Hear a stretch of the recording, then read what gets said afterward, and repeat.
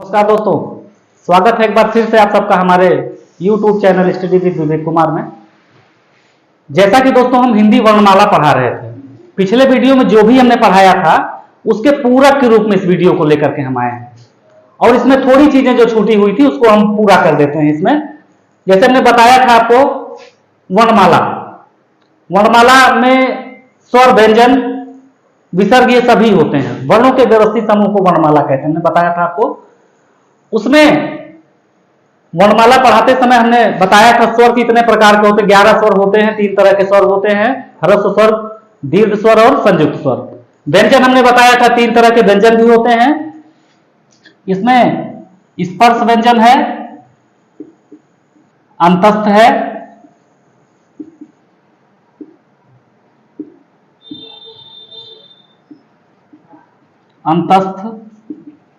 और है ऊष्म व्यंजन। ऊष्म स्पर्श में मैंने बताया था वर्गीय व्यंजन। जैसे 5 वर्गों में है, क वर्ग में का खा गा घा ङा, च वर्ग में चा छा जा झा या, ट वर्ग में टा ठा दा धा ड़ा, त वर्ग में ता था दा धा ना, प वर्ग में पा फा बा भा मा। ये स्पर्श व्यंजन, ये सारे जो 25 हैं 5-5 करके जो है बनाए गए हैं वो स्पर्श व्यंजन है। अंतस्थ में हम देख लेते हैं, स्पर्श तक मैंने बताया था आपको। अंतस्थ में देख लेते हैं या, रा, ला, वा। इसको उच्चारित करने में सारी हमारी स्वरतंत्रियां जो है वह एक दूसरे से जो है स्पर्श करती हैं, लेकिन इसको स्पर्श करने, स्पर्श तो ये भी करती हैं लेकिन ये पूरी तरह से स्पर्श करती हैं। ये वाली ध्वनियां क्या है, पूरी तरह से स्पर्श नहीं करती। इसी कारण इनको जो है हिंदी साहित्य में अर्ध स्वर भी कहते हैं, अर्ध स्वर। अब सवाल आता है वे कौन सी ध्वनियां हैं जो अंतस्थ भी हैं और अर्ध स्वर भी हैं। इसमें देखेंगे या, रा, ला, वा, ये चारों अंतस्थ भी हैं और अर्ध स्वर भी हैं। ये विशेष रूप से देखना है क्योंकि मोस्ट इंपॉर्टेंट है। उसमें देख लेते हैं, तीनों सा है इसमें, दंत सा है, तालव्य सा है, मूर्धन्य सा है और हा है। ये ऊष्म व्यंजन है। अब हम वर्गीकरण करते हैं जब स्पर्श के हिसाब से, तो मैंने बताया था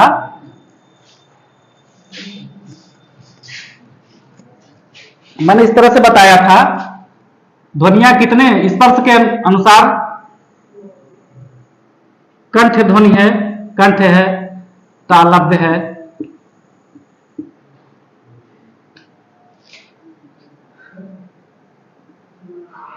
मूर्धन्य है,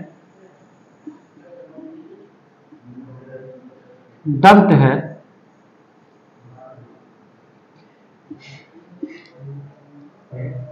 ये है। इसके बाद फिर ऊष्म बताया था, अंतस्थ बताया था, फिर है कंठ तालव्य है, कंठ तालव्य, ओष्ठ ध्वनि भी है इसमें, ओष्ठ, कंठ तालव्य, मूर्धन्य, दंत, ओष्ठ, कंठ तालव्य, कंठ, ओष्ठ और दंत ओष्ठ, दंत ओष्ठ। कंठ ध्वनियां मैंने बताया था आपको, आ,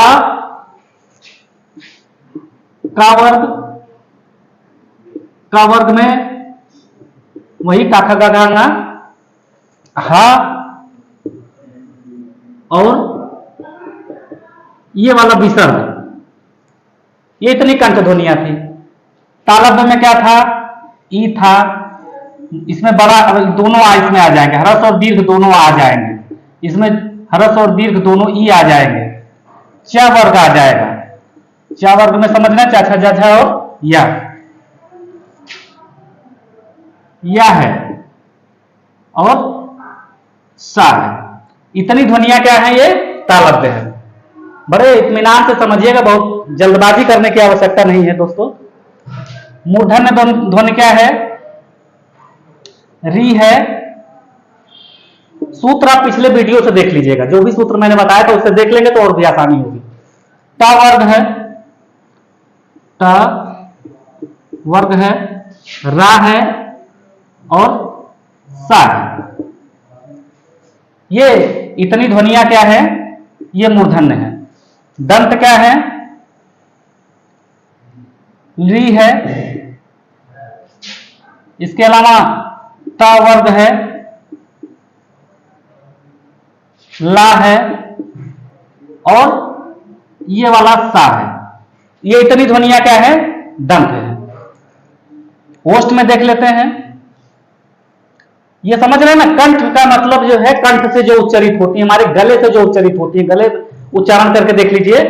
क, आ, क, ख, ग, घ, ये सब देखिए हमारे कंठ से उच्चरित हो रही है। उसी तरह से जो तालव्य है, जैसे ई, च, छ, ज, झ या श, ये तालु जो हमारा है ना, तलवा है, ये स्पर्श करता है जाकर के। मूर्धन्य में क्या है, मूर्धा हमारी स्पर्श करते, री मूर्धा ये वाला, ये जीभ का अगला हिस्सा जाकर के टकराता है उसमें। री, त, ठ, द, ढ, इसके बाद रा, श, ये सब क्या है, ये मूर्धन्य ध्वनियां हैं। री, ता वर्ग, ता, था, दा, धा, ना, ला और सा, ये दंत ध्वनि है। इसमें दांत जो है ये जीवा में टकराता, बोलकर देख लें। ता, था, दा, देखिए जीभ जो है, हमारी जिह्वा जो है वो दांत में जाकर के टकरा रही है हमारे, इसलिए दंत ध्वनियां हैं। ओष्ठ क्या है, ऊ, ये दोनों ऊ है और प वर्ग है, प वर्ग। इसको देख लेते हैं। ऊ, ओष्ठ हमारा काम करना शुरू कर दिया। पा, फ, ब, भ, मा, ओष्ठ, दोनों ओष्ठ हमारे जाकर के आपस में टकराते हैं, इसलिए कौन सी ध्वनियां हैं, ये ओष्ठ ध्वनियां हैं। कंठ तालव्य ए, ये दोनों क्या है, कंठ तालव्य है। हमारे कंठ से क्या है, ए। अब देखिए जीभ का निचला हिस्सा तलवे में जाकर के टकराता सीधे और कंठ से आता है, ए। अंदाज करके देखिए, जीभ का हमारे जो ऊपरी हिस्सा तलवे में जाकर के तालु में टकराता है, और कंठ और तालव्य दोनों तरह से यह ध्वनित होती है, इसलिए क्या कहते हैं इसको, कंठ तालव्य।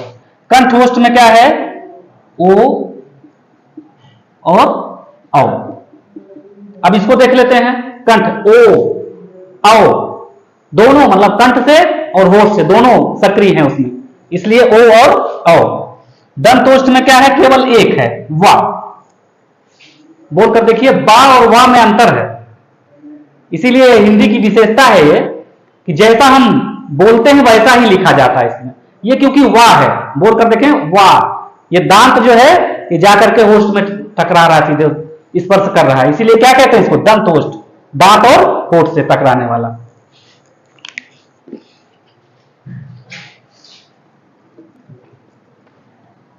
इसके अलावा ये तो वर्गीय व्यंजन हुआ।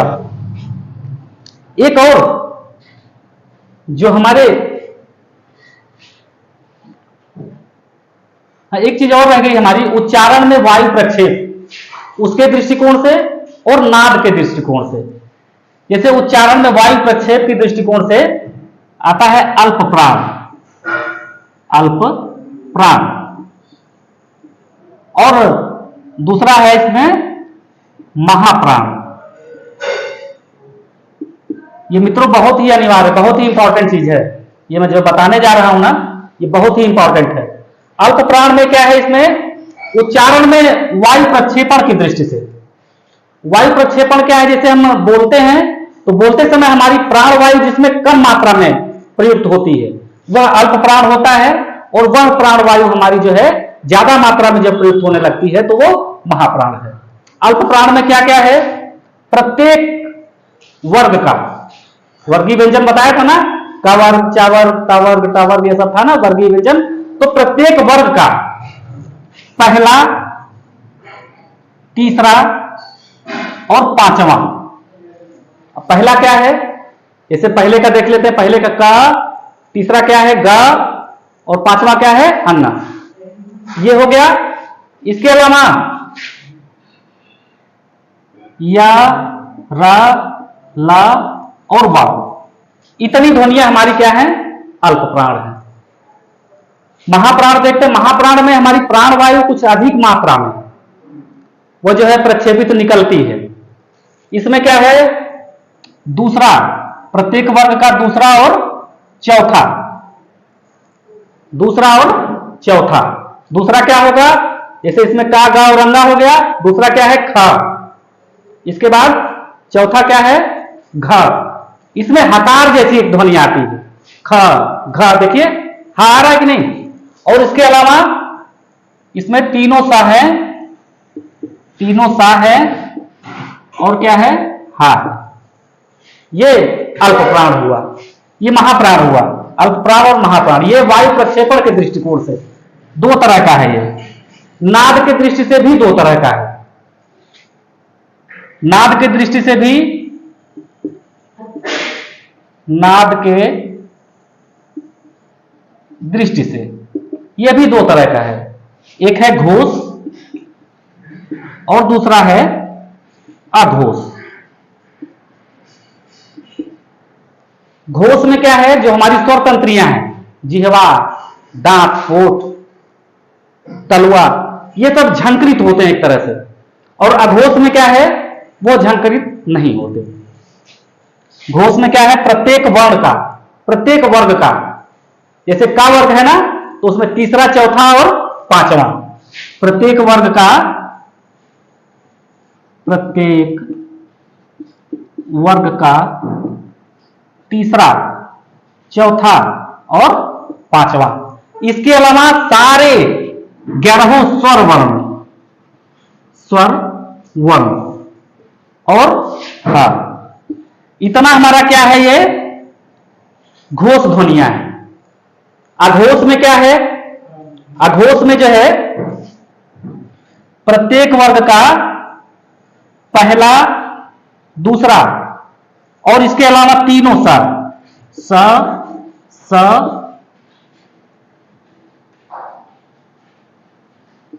और ये वाला सा, ये इतनी ध्वनियां अघोष हैं। तो मित्रों, ये मुझे उम्मीद है कि यह पढ़ाया हुआ आपको समझ में जरूर आया होगा।